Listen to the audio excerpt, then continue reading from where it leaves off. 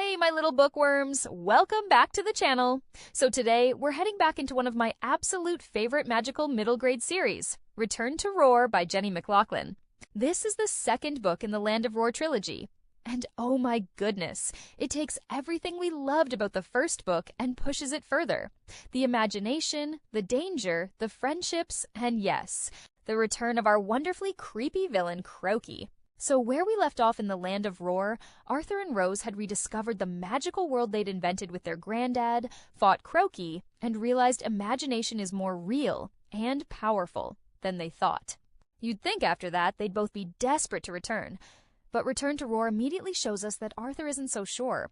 Arthur's in this awkward place where he's growing up.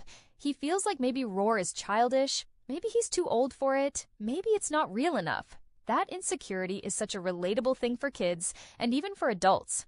When do you stop playing? When do you stop believing?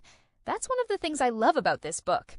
It really leans into the push-pull of imagination versus growing up. Now, let's talk Crowky, because wow, if you thought he was creepy before, he is back in full terrifying form here. He's this raggedy scarecrow with claws, and he doesn't just lurk. He talks to Arthur, whispering all his doubts, feeding on his fears. And the way Jenny McLachlan writes him is brilliant. He doesn't just attack physically, he attacks mentally. He makes Arthur question himself, and that makes the stakes feel so much bigger. Crowky basically represents that voice of self-doubt we all have. And I don't know about you, but as a kid reading this, that would have freaked me out in the best way. As an adult, it hit hard because we all have our own Crowkies whispering at us sometimes. Arthur and Rose continue to be the heart of this series. Their relationship is messy but real. Rose is bold, adventurous, and totally unafraid to embrace Roar. She wants to be there. She thrives on the excitement. Arthur, meanwhile, hesitates. He worries. He feels overshadowed by Rose's courage. That tension makes them clash, but it also makes their teamwork so satisfying when they finally come together. One of my favorite moments is when Rose refuses to give up on Arthur, even when he's at his lowest point. She sees the good in him and pushes him to believe in himself. That's true sibling love, a mix of tough love and loyalty. Once they're back in Roar, through that iconic fold-up camp bed portal, it's like stepping into imagination all over again.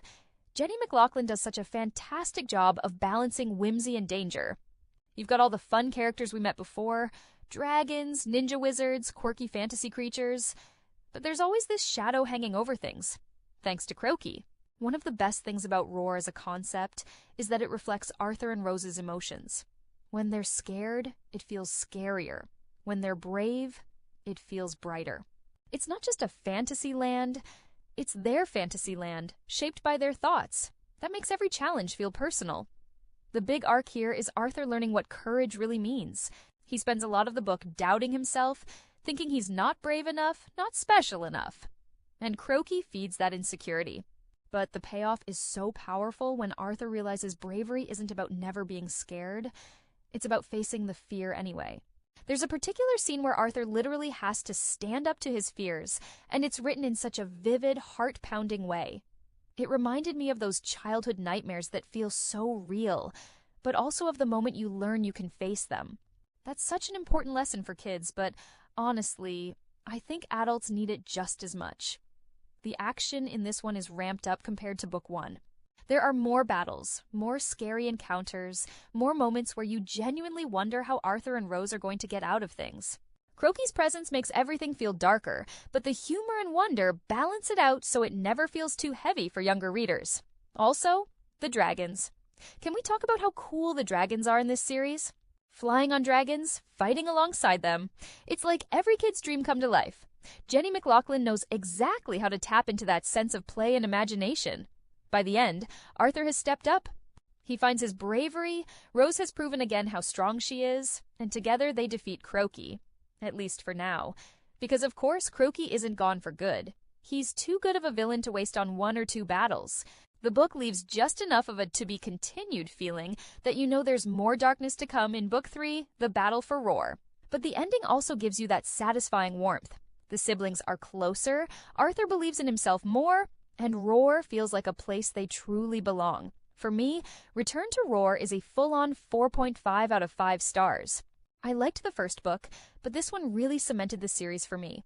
It's magical, it's heartfelt, and it doesn't shy away from tackling deeper themes like fear, self-doubt, and the importance of imagination. Plus, Crowky is hands down one of the creepiest but best children's villains I've read in years. If I'd read this as a kid, it would have been one of those books that stuck with me forever. And that's my deep dive spoiler chat on Return to Roar.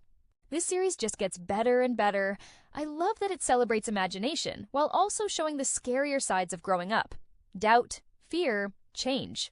Honestly, it's the kind of middle grade book that kids will love, but adults can find just as meaningful. What did you think of this one? Did Crowky scare you as much as he did me? And if you were creating your own Roar, what magical creatures would you have in it? Let me know in the comments. I'd love to hear your Roar ideas. If you liked this review, don't forget to like, subscribe, and hit the bell so you don't miss more bookish adventures. Until next time, keep imagining and don't let your Crowky win.